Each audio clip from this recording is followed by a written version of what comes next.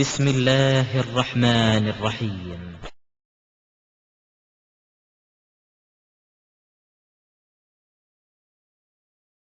நபிகள் நாயகம் ஸல்லல்லாஹு அலைஹி வஸல்லம் அவர்கள் அறிவித்த முன்னறிவிப்புகள், அவர்கள் சொல்லி வைத்த மாதிரி நிறைவேறிக் கொண்டிருக்கிற இந்த செய்திகளை நாம் இந்த தொடரில் அறிந்து வருகிறோம். ஒரு முக்கியமான முன்னறிவிப்பு இது. 14 நூற்றாண்டுகளாக நிறைவேறிக் கொண்டே இருக்கிற முன்னறிவிப்பு. ஏதோ ஒரு ஆள் மூத்தா போவார் முடிஞ்சு வச்சது அந்த முன்னறிவிப்பு இல்ல. இன்னைக்கு நடக்கிற முன்னறிவிப்பு, நேற்று நடந்தது, இன்னும் எத்தனை ஆயிரம் வருஷம் போனால் நடக்கும், இன்னும் 1000 வருஷத்துக்கு முன்னாடி நடந்தது. அந்த மாதிரியான ஒரு அற்புதமான முன்னறிவிப்பை நபிகள் நாயகம் ஸல்லல்லாஹு அலைஹி வஸல்லம் அவர்கள் உலகத்துக்கு குர்ஆன் மூலம் பிரகடனம் செய்றாங்க. குர்ஆன்ல சொன்னால் அவங்கள நம்பி தான் நம்ம குர்ஆனை நம்புறோம். என்ன சொல்றாங்கன்னு கேட்டா, இப்ராஹிம் அலைஹிஸ்ஸலாத்து வஸலாம் அவர்கள் ஒரு பிரார்த்தனை செய்ததாக ஒரு திருக்குர்ஆன்ல ஒரு வசனம் இருக்கிறது. இப்ராஹிம் நபி என்ன பிரார்த்தனை செய்யறாங்கன்னா, ஒரு பாலைவனம், இன்னைக்கு காபத்துல்லா மக்கா இருக்குது பாருங்க, அது என்னது? வெறும் பாலைவனம், ஊரே கிடையாது. அந்த இடத்துல போய் தன்னுடைய குடும்பத்தார தங்க வைக்கிறாங்க. தன்னுடைய மனைவியையும் அந்த கை குழந்தை இஸ்மாயிலையும் தங்க வைக்கிறாங்க. தங்க வைக்கும் பொழுது அல்லாஹ்விடத்துல ஒரு பிரார்த்தனை செய்யறாங்க. எப்படி பிரார்த்தனை? ரப்பி ஜஅல் ஹாதா பலதன் ஆமினன், இறைவா இதை ஒரு அபயமளிக்கிற பூமியாக நீ ஆக்கு, அபயமளிக்கிற பூமியாக ஆக்கு. வர்சுக் அஹ்லஹு மின ஸமராத், இந்த ஊர்ல உள்ள மக்களுக்கு பலவிதமான கனிகளையும் உணவாக நீ வழங்கு அப்படின்னு சொல்லி இப்ராஹிம் அலைஹிஸ்ஸலாம் அவர்கள் பிரார்த்தனை செய்ததாக திருமலை குர்ஆன் 2:126 சொல்லுகிறது. அதே மாதிரி 14:35 கூட இருக்கிறது. இப்ராஹிம் நபி சொன்னார்கள், ரப்பி ஜஅல் ஹாதல் பலத ஆமினன், இறைவா இந்த ஊரை அபய பூமியாக நீ ஆக்கு, அபயம் பெற்ற பூமியாக ஆக்குன்னு சொல்லி. அபயம் என்ன அர்த்தம்? அங்க கொலை நடக்கக்கூடாது, அங்க யுத்தம் நடக்கக்கூடாது, அங்க சண்டை சச்சரவுகள் நடக்கக்கூடாது, போர் நடக்கக்கூடாது, எந்த எதிரிகளும் வந்து தாக்கிவிடக் கூடாது என்ற மாதிரியான ஒரு அபய பூமியாக ஆக்கு என்று. ஆமினன்னா அது மாதிரி, அதான் ஆமினன்கிறது. அப்படி ஆக்குவாயாக என்று பெருமா இப்ராஹிம் அலைஹிஸ்ஸலாத்து வஸலாம் அவர்கள் செய்த பிரார்த்தனையை நீங்கள் குர்ஆன்ல பாக்குறீங்க. அத அல்லாஹ் ஏற்றுக்கொண்டான். ஏற்றுக்கொண்டதாகவும் குர்ஆன்ல 28:57 அல்லாஹ் சொல்லி காட்டுறான். என்ன சொல்லி காட்டுறான்னு கேட்டா, இன்னத்தபிஉல் ஹுதா மஅக முத்தகத்தப மின் அர்லினா, ரசூலுல்லாஹ் வந்து சொல்றாங்க, உன்னோடு சேர்ந்து நாங்கள் நேர்வழியை ஏற்றுக்கொண்டோமையானால் எங்கள் மண்ணிலிருந்து நாங்கள் வீசி எறியப்பட்டு விடுவோம் என்று சொல்கிறார்கள். அவலம் நுமக்கில்லஹும் ஹரமன் ஆமினா, அபயமளிக்கிற இந்த புனித தலத்தை அவர்களுக்கு நாம் ஆக்கி தரவில்லையா? பயப்படாத முகமதே, உன்னை ஏற்றுக்கொண்டால் நாங்க எங்க ஊரை இழந்துட வேண்டி வருமே கேட்கிறார்கள். இழக்க வேண்டி வராது. உனக்கு ஹரமன் ஆமினன், அபயமளிக்கிற பூமியை நாம் ஆக்கி தரவில்லையா அப்படின்னு அல்லாஹ் அன்னை கேட்கிறான். ஏண்டா பயப்படுறீங்க? இந்த பூமியில ஒண்ணு நடக்காதுடா, இந்த பூமியில எவனும் வெல்ல முடியாதுடா, இந்த பூமி இன்னொருத்தனைக்கு போகாதுடா, இந்த பூமியில வந்து படையெடுத்து ஒருத்தன் வந்து ஜெயிக்க முடியாதுடா என்று அவர்களுக்கு அல்லாஹ் சொல்லி காட்டுறான், வாக்குறுதி சொல்லி. ஏண்டா பயப்படுறீங்க? அதே மாதிரி 29:67 எல்லாம் சொல்லி காட்டுறான். அவலம் யரவ் அன்னா ஜஅல்னா ஹரமன் ஆமினன், அபயமளிக்கிற ஒரு புனித தலத்தை இவர்களுக்கு நாம் ஏற்படுத்தி இருக்கிறோமே. ஓ யுத்தஹத்தபுன் நாசு மின் ஹவ்லிஹிம், அவர்களை சுற்றி உள்ள பகுதிகளில் எல்லாம் மக்கள் தாக்கப்படும் பொழுது, மக்கள் எதிரிகளால் வாரி செல்லப்படும் பொழுது, இழுத்து செல்லப்படும் பொழுது இவர்களுக்கு ஒரு அபய பூமியை ஆக்கி இருக்கிறோமே, இதை அவர்கள் சிந்திக்க வேண்டாமா அப்படின்னு கேட்கிறான். அப்ப மக்கா என்ற அந்த பிரதேசம் ஒரு சின்ன பாலைவன பிரதேசம், எந்த எதிரிகளும் உள்ளே நுழைந்து போரிட்டு ஜெயிக்க முடியாத பிரதேசம் டிக்ளேர் பண்ணது. இத நபிகள் நாயகம் ஸல்லல்லாஹு அலைஹி வஸல்லம் அவர்கள் கடைசி ஹஜ்ஜில போய் இறுதி பேர் நிகழ்த்துறாங்களே, அதுலயும் சொல்றாங்க, இதை அல்லாஹ் புனித நகராக அறிவித்திருக்கிறான். இதை அல்லாஹ் புனித, அந்த நாள் எப்படி புனிதமானதோ, இந்த ஊர் எப்படி புனிதமானதோ, அதே மாதிரி உங்களுடைய சொத்து சுகம் எல்லாத்தையும் புனிதமாக மதியுங்கள் என்று உரை நிகழ்த்தினார்களே. அப்போ வந்து இன்னல்லாஹ் ஹர்ரம மக்காங்கிறான், மக்காவை என்று சொல்கிறார்கள், புனிதமாக்கி இருக்கிறான். அப்ப பெருமானார் ஸல்லல்லாஹு அலைஹி வஸல்லம் அவர்கள் டிக்ளேர் பண்றாங்க, அவர்கள் வாழ்ந்த காலத்திலையும் பண்றாங்க, இந்த மக்காவுக்குள்ள நுழைந்து எவரும், ரசூலுல்லாஹ் கூட மக்கா வெற்றி அடையும் போது ரத்தம் சிந்தல பத்தியா, அதாவது அதை கொடுக்கும் போது லட்டு மாதிரி எல்லாம் தூக்கி கொடுக்கிறான் பாருங்க. ஒரு நாட்டை கொடுக்கிறா இருந்தா யுத்தம் செஞ்சுதான் நடக்கணும்.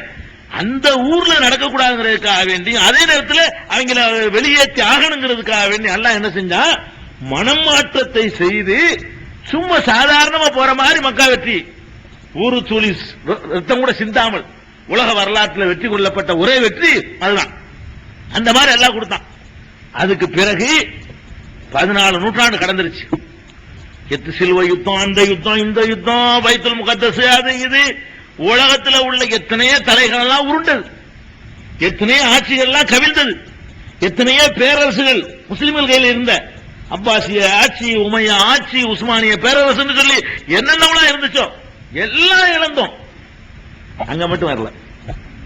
அதை மட்டும் அதுக்குள்ள மட்டும் அந்த மண்ணுக்குள்ள மட்டும் எவனும் வரல. இப்ராஹிம் அலைஹிஸ்ஸலாம் காலத்திலிருந்து அல்லாஹ் காப்பாத்தினா. ரசூலுல்லாஹ்வுக்கு முந்தைய யானைப்படை வரும்போது அபாபில் அனுப்பி அழிச்சான். யானைப்படையோடு தாக்க வரும் பொழுது அபாபில் பறவைகளை அனுப்பி அந்த படையினரால் அந்த ஊர் சேதப்படுத்தப்படாமல் அல்லாஹ் காப்பாற்றினான். இது எப்படிப்பட்ட ஆட்சி? ஒரு ஊருக்கு இப்படி சொல்லுமா உலகத்தில் எவனையாவது? உலகத்தில் எவனுக்காவது ஒரு ஊரை பத்தி இது யாரால நெருங்க இயலான்னு சொல்ல முடியுமா? சொல்லலாம். சில காலத்தில் வலிமையா இருந்தார்களே, ஆனால் சில கொஞ்ச நாளைக்கு சொல்லிட்டு இருக்கலாம், மறுபடியும் காலச்சக்கர சொல்லி பல்டி அடிக்க முடிஞ்சு போயிரு. 14 நூற்றாண்டு, ஒரு நாள் 2 நாள் இல்ல, 1400 வருஷங்கள் ஓடிவிட்டன தாண்டி.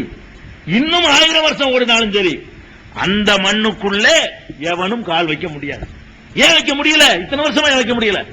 எவ்வளவோ இஸ்லாத்தை ஒழிக்கிறதுக்காக வேண்டி எவ்வளவு பெரிய முயற்சிகள்லாம் ஒவ்வொரு காலகட்டம் நடந்திருக்குது.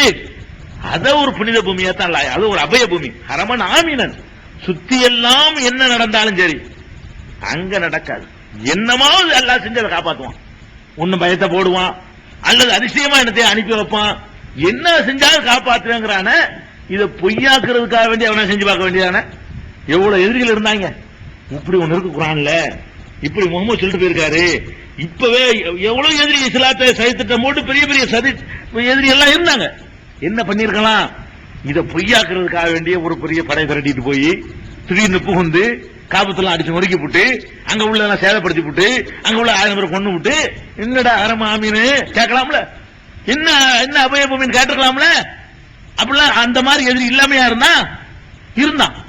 ரசூலுல்லாஹ் காலத்துல இருந்தா, அவங்க மூத்தா போன பிறகு இருந்தா, அதுக்கு பிந்தி இருந்தா, சமகாலத்தில் இருக்கிறான், 100 வருஷத்துக்கு முந்தி இருந்தா, 500 வருஷத்துக்கு முந்தி இருந்தா, எல்லா காலத்திலும் இருக்கிறான். எப்படியாவது இந்த இஸ்லாமிய மேலம் விட்டுறக்கூடாது. ஏன் அதை செய்யணும்னு அவனுக்கு தோணல? தோணாம ஆக்கி வச்சாலும் வெற்றி தானே அது. அவனுக்கு தோணல பாருங்க, தோணல என்றாலும் வெற்றி தானே. ஏன் தோணல? எந்த பூமியாவது இந்த 14 நூற்றாண்டாக மாறாமல் ஒரே மாதிரியா இருந்திருக்குதா? எந்த பூமி இந்த சென்னை பட்டணம் இருந்து சொல்ல முடியுமா உங்களுக்கு? இது எத்தனை மன்னர்களை எத்தனை ஆட்சியாளர்கள் கண்டிருக்குது, ஒருத்தரையா கண்டிருக்குது. எத்தனை பேருடைய கையில மாறி மாறி இவங்க அவங்க சேரண்ட கொஞ்சம், சோழன்ட்ட கொஞ்சம், பாண்டியட்ட கொஞ்ச நாள் இருந்துகிட்டு இருக்கு உலகம். எல்லாமே மாறிக்கிட்டு இருக்கும் போது அபய பூமின்னு சொன்ன மாதிரி 14 நூற்றாண்டு மாறலையா? இன்னைக்கு வரைக்கும் அசைக்க முடியலையே. எப்படி இது உண்மையான மார்க்கம் உங்களுக்கு தெரியல? இதுல இதுக்கு மிஞ்சின ஒரு உண்மையான மார்க்கமா? இது இந்த முன்னறிவிப்பு ரசூலுல்லாஹ் காலத்திலே நடந்துச்சு.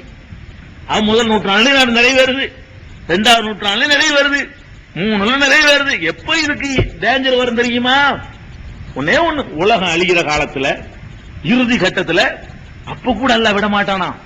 அப்ப கூட அழிகிற கட்டத்துல ஒரு படை திரட்டி, ஒரு ஜெய்சுன்னல் காபா, ஒரு படை இறுதி கட்டத்துல காபாவிலே போய் யுத்தம் செய்ய செல்லும். அப்ப கடைசி அதான் ஒரு யுத்தம் தான் நடக்கும். காபாவிலையும் தாக்குதல் நடக்கும். நடந்தால் என்ன செய்யும் தெரியுமா? யுகுஸஃபு பி அவ்வலிஹிம் வ ஆகிரிஹிம், உடனே முந்தினவன்ல இருந்து பிந்தினவன் வரைக்கும் அப்படியே பூமிக்குள் புதையுண்டு போவார்கள். ஒரு ஆட்டுநாள் ஆட்டுவானா. அந்த கடைசியா ஒரு யுத்தமும் நடக்கும். அப்படி சில பேருக்கு தைரியம் வரும், சில பேருக்கு அப்படி ஒரு எண்ணம் வரும், படை நடத்தி செல்வார்கள். அங்க கால வைக்கும் பொழுதுதான் அல்லாஹ் என்ன செய்வானா? யுகுஸஃபு பி அவ்வலிஹிம் வ ஆகிரிஹிம், முதல்ல உள்ளவன்ல இருந்து கடைசியில் உள்ளவன் வரைக்கும் டோட்டல் அழிக்கப்படும். சுத்தமா. எப்படி அழிப்பானா? யுகுஸப்னா அந்த குஜராத் மாதிரி அர்த்தம். இப்படியே உள்ள சொருகிறது, உள்ள உருகிறது ஆட்களை. இப்படியே பூமிக்குள்ள கொண்டு போய் என்ன செய்வான்ல, அப்படி இழுத்துருவான். அப்ப கேட்கிறாங்க சஹாபாக்கள், அல்லாஹ்வுடைய தூதரே, அப்ப அதுல சம்பந்தம் இல்லாத அந்த மக்காவுல நல்ல மனுஷன்லாம் இருப்பான்ல, இவங்க வர்றாங்கிறதுக்காக மொத்தமா அழிக்கணுமா? இதுக்கு சம்பந்தம் இல்லாதவங்க எல்லாம் இருப்பாங்களே, அப்படின்னு கேட்கும் பொழுது ரசூல் ஸல்லல்லாஹு அலைஹி சொல்றாங்க, அப்படித்தான் எல்லாத்தையும் மொத்தமா அல்லாஹ் அழிப்பான், யுக முடிவு நாள் தானே அழிப்பான். சும்ம யுபஅஸூன அலா நிய்யாத்திஹிம், அவர்களுடைய நியத்துக்கு தகுந்தவாறு அவர்கள் எழுப்பப்படுவார்கள். இப்ப கடைசியா ஒரு முயற்சி நடக்கவும் செய்யுமா, அப்போ அல்லாஹ் காப்பாத்துவான். அடே நான் தான் மொத்தமா அழிப்பேனே தவிர, நான் தான் அபயமாக்குனேன், மொத்தமா அப்படி இருப்போம் என்று நான் அபயமாக்குனதை நான் தான் எடுப்பேனே தவிர என்ன செய்ய முடியாது. இந்த ஹரமுக்குள்ள ரத்தம் சிந்த முடியாது, இந்த ஹரமுக்குள்ள இன்னொருத்தன் ஆதிக்கம் செலுத்தி ரத்தம் செய்ய முடியாது என்று சொல்லி அல்லாஹ் வந்து நமக்கு கேரண்டி தர்றான். எந்த சில விஷயங்கள் போய் நீங்க போய் ஒரு ஆளை கொண்டுட்டு வந்துடலாம், அது அல்ல, அதை சொல்றான்னு நினைக்கிற கூடாது. அது எங்கேயும் செய்யலாம். அதாவது வெல்ல போவது, அதை வெல்ல போற மாதிரியான ஒரு நிகழ்ச்சி நடக்குமான்னு கேட்டா நடக்காது. இல்லன்னா காபத்துல்லாவே 2-3 தடவை போட்டியிலாம் இடிச்சிருக்காங்க. இந்த வரலாற்றுல ரசூல் ஸல்லல்லாஹு அலைஹி வஸல்லம் சொன்னதுக்கு ஏற்ப, ஏன்னா காபத்துல்லா இப்ப இருக்கிற வடிவம் காபத்துல்லாவுடைய வடிவம் இல்ல. காபத்துல்லா இப்ப இருக்குது பாருங்களேன், இது காபத்துல்லாவுடைய வடிவம் அல்ல. காபத்துல்லாவுடைய சரியான வடிவம் என்னன்னு கேட்டா அந்த வளைவும் சேர்ந்ததுதான். இந்த வளைவு ஒரு லான மாதிரி இருக்கு பாருங்க, ஹத்தீம்னு சொல்லுவாங்கல்ல, அந்த வளைவுடைய 4 ஸ்கொயருக்கு முன்னாடி ஒரு வளைவு ஒண்ணு இருக்கும், இப்படி இந்த போடிய மாதிரி வளைஞ்சு, அந்த வளைவோட சேர்த்து தான் கட்டணும், சதுர கட்டடம் அல்ல காபாங்கிறது. இப்ராஹிம் நபி கட்டின கட்டடம் எப்படி இருந்துச்சுன்னு கேட்டா, இமாம் நிக்கிறதுக்கான மெஹராப் மாதிரி வளைவு இருக்கும்ல, அந்த வளைவோட 3 பக்கம் சதுரமாவும் ஒரு பக்கம் வளைவாகவும் உள்ளதுதான் காபத்துல்லா. அந்த காலத்துல காசு இல்லாம புனர் நிர்மாணம் செய்யும் பொழுது காசு பத்தலன்ற உடனே அந்த வளைவை விட்டுட்டு ஸ்கொயர் அழிவு போட்டாங்க. ரசூலுல்லாஹ் பிறக்கிறதுக்கு முன்னாடி சின்ன பிள்ளையா இருக்கும்போது காபா கட்டும்போது ரசூல் ஸல்லல்லாஹு அலைஹி வஸல்லம் சொன்னாங்க ஆயிஷா நாயகிட்ட, உன்னுடைய சமுதாயத்தவர்கள் இப்பதான் புதுசா இஸ்லாத்தை ஏத்திருக்கிறாங்க, அப்படி இல்லைன்னு சொன்னா இப்ராஹிம் அலைஹிஸ்ஸலாம் கட்டின மாதிரி அந்த காபாவை நான் மாத்தி அமைச்சிருப்பேன் என்று சொன்னார்கள். ஆனா மாத்தி அமைக்கல, சரியான காபா. அதனால தவாப் செய்யும்போது நம்ம சேர்த்து சுத்துறோம், அந்த சதுரத்துக்குள்ள போயிட்டு வந்துடக்கூடாது, அந்த வளைவையும் சேர்த்து சுத்தணும். அது உள்ளதான் போய் தொழுதாங்க, தொழுவுறதுக்கு இமாம் நிக்கிற இடம் அது, அந்த திசை. அப்படி இருந்தது வந்து பிறகு ஒவ்வொரு ஆட்சியாளர்களும் ரசூலுல்லாஹ் ஆசைப்பட்டபடி கட்டுவோம். ஒருத்தர் இடிக்க, ரசூலுல்லாஹ் செய்ய நீ என்ன செஞ்ச, அவர் இடிச்சு மறுபடியும் கட்ட, இப்படி நமக்குள்ள உள்ள ஒரு போட்டியில ஒருவர் வந்து இப்ராஹிம் அலைஹிஸ்ஸலாம் காலத்துல இருந்த மாதிரி கட்டுவாரு, இன்னொருத்தர் வந்து ரசூலுல்லாஹ் மாத்தவும் நீ மாத்திருவியோ அப்படின்னு இடிச்சு மலை. இந்த மாதிரி சம்பவங்கள் வரலாற்றில் நடந்திருக்குது. இது கட்டடத்தை மாற்றி அமைக்கிற வேலைகள் இது நடந்துச்சே தவிர யுத்தம் செஞ்சு ஜெயிக்கிற வேலை நடக்கல. அந்த மாதிரி அல்லாஹ் வந்து ஒரு பாதுகாப்பான ஒரு அபய பூமியாக ஆக்கி இருக்கிறான் என்று. இன்னும் சொல்ல போனா உலகம் அழிகிற காலத்துல காபத்துல்லாவை மட்டும் சேதப்படுத்துவாங்களாம். ஒருவன் அபிசீனியாவை சேர்ந்த 2 கால்களும் சிறுத்த சின்ன கால் உடைய குட்டையா இருக்கக்கூடிய ஒருவனுடைய ஆட்சியில, ஏதோ ஒருத்தன் வருவான் போல இருக்க ஆட்சியில, அவன் வந்து காபத்துல்லாவை வந்து பாழாக்குவான். அப்பதான் யுத்தம் படை தட்டி வருவான்னு நினைக்கிறேன். அது மட்டும் நடக்கும், வேற பாழாக்கணும் நல்லா கொண்டு போயிடும். இந்த மாதிரி ஒரு அறிவிப்பு இருக்கே தவிர 14 நூற்றாண்டாக பாருங்க அப்படி சொல்லி வச்ச மாதிரி அந்த அபய பூமி அல்லாஹ் நினைஞ்சிருக்கிறான். இது உண்மையான மார்க்கம் தான், யாரும் நுழைய முடியாது சொல்லிட்டு நுழையாம இருக்கணும். 14 நூற்றாண்டா இருக்குன்னா தற்செயலா இருக்கலாம். பல ஊர்கள் டிக்ளேர் பண்ணி இந்த மாதிரி டிக்ளேர் பண்ணி அதுக்காக எதிர்ப்பு அளிக்க பார்ப்பான். அறிவிப்பு செய்யணும், இது புனித பூமி, எவனும் வர முடியாது, ஹரமன் ஆமீனன், அபயமான பூமி தான் இது அப்படின்னு அறிவிச்சிட்டு 14 நூற்றாண்டு நிறைவேற அதிசயத்தை பார்க்கிறோம். இதுவும் பெருமானார் ஸல்லல்லாஹு அலைஹி வஸல்லம் அவர்களுக்கு அல்லாஹ் அறிவித்து கொடுத்து அவர்கள் செய்த முன்ன